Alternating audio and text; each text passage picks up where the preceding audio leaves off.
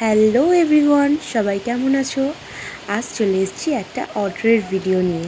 বাইরে তুমুল জোরে বৃষ্টি পড়ছে আর ভেতরে আমার কাজ করার ততই এনার্জি। আর আজকে কাজ করতে ভীষণ ভালো লাগছে, কারণ ওয়েদারটা এতটাই সুন্দর। সকাল থেকে বৃষ্টিটা হয়ে আরও সুন্দর ওয়েদার হয়ে গেছে, খুব সুন্দর। আর আরও সুন্দর যেটা মনে হচ্ছে আমার এখন ঘুমাচ্ছে, তাই জন্য ওয়েদারটাকে আরও সুন্দর মনে হচ্ছে। চারিপাশে এনভায়রনমেন্টটা প্রচুর সুন্দর লাগছে। ও না করলে আমি এতটা কমফোর্টেবলি কাজগুলো করতে পারি না, একদমই পারি না। এই যে কথা বলতে বলতে আমার 3টে বাটি গান। তো চলো এবার 3টে বাটিতে ভার্নিশ দিই। লাস্টে ভার্নিশ অ্যাপ্লাই করা খুব ইম্পর্টেন্ট।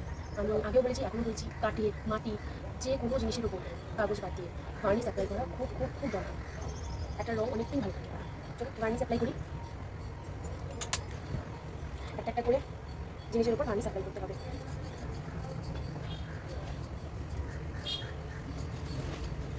বৃষ্টির পর এত সুন্দর রোদটা খুব ভালো লাগছে।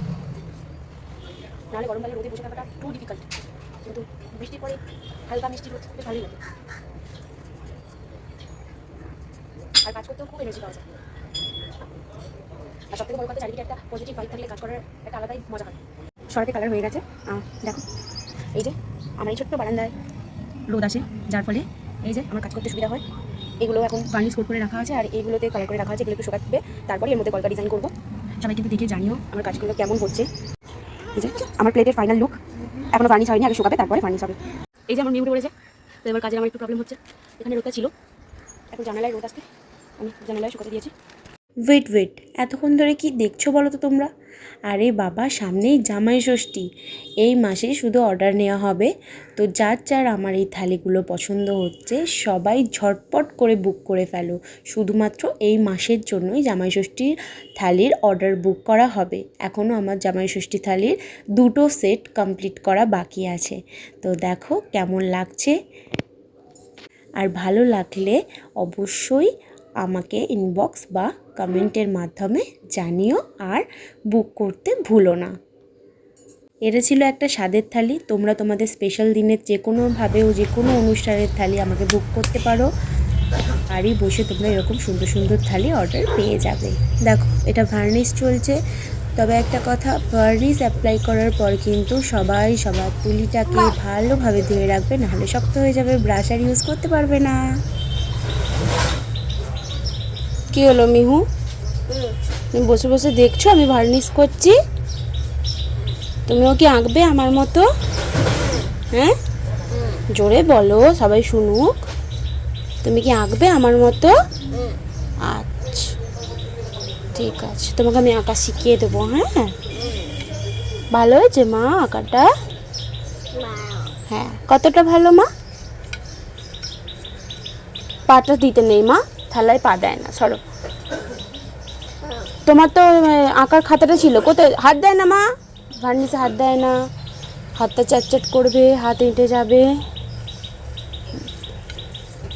তোমার থালাটা ছিল, কোথায় গেল? তোমাকে যে আমি দিয়েছিলাম আঁকার খাতা, থালা, কোথায় গেল মা? চলো, হ্যাঁ, এতে চলো, এটা এখন শোকাবে। বুঝতেই পারছো আমার মেয়ে সামনে চলে এসছে, এটা এখন শোকাবে, তারপর লাস্ট ফিনিশ আমি দেখাবো।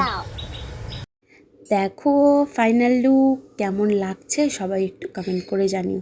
তবে যে আমার থেকে এই অর্ডারটা নিয়েছিল স্বাদের জন্য, সে কিন্তু আমাকে বলেছিল যে তুমি তোমার মতো করে ডিজাইন করে দিও। তো আমি আমার মতো করেই কলকা করার চেষ্টা করেছি। জানি না কেমন হয়েছে, তোমরা একটু কমেন্ট করে জানিও। আর ওই স্বাদের জন্য ওই যে প্লেটটাতে দেখছো যে স্বাদের জন্য লেখা আছে শুভ স্বাদ, তো ওইখানে ওই স্ট্রাকচারটা কিন্তু এটা পুরোটাই আমি ভেবে চিন্তে করেছি।